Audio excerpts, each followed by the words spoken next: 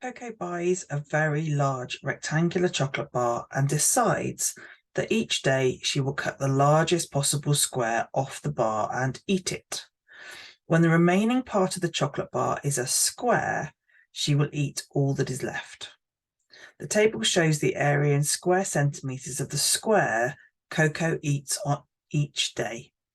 If Coco finishes the chocolate bar on day 6, what was the length of the longer side of the chocolate bar when Coco bought it? Now, the important thing to note here is that this is what she ate. This is the area she ate. And day 6, that's it. That's all the chocolate bar. So the first thing we're going to do is we're going to add all of those together because that's the total of the chocolate bar. And then we're going to have a sketch of what that chocolate bar might have looked like.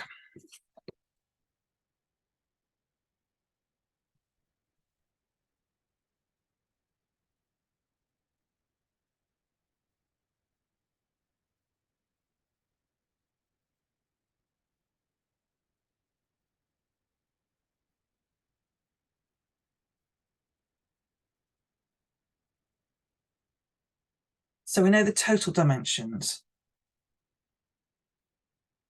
Now, if she had took 225 off and the next one was still a square, then we're looking at something a bit like this, where it was really long and she took these off.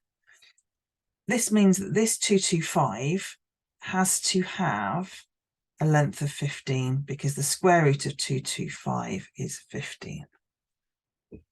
So now we've got one dimension, we can take the total area and divide by 15.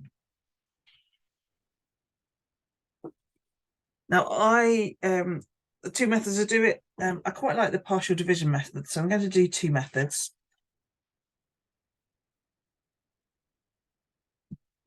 You might like method 1, and that's absolutely fine. This is the, I don't know, more traditional. 5, 8, 5, 15. Now, it's a good idea to have your 15 times table going on.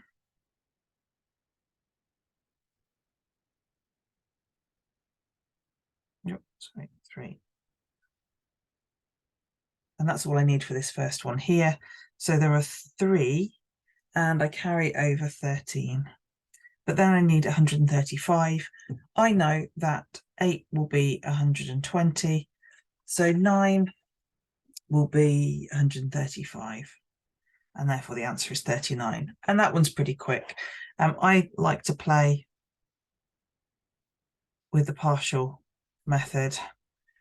It is more long-winded, but you don't have to write out your 15s.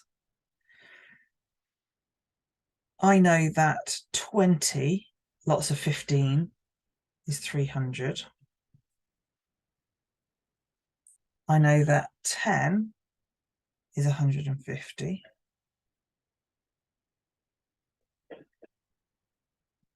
I know that 5 is 75. And then I know that 4 is 60. And then I add up these numbers here. 20 plus 10 plus 5 plus 4 is 39. So either way, my answer is 39.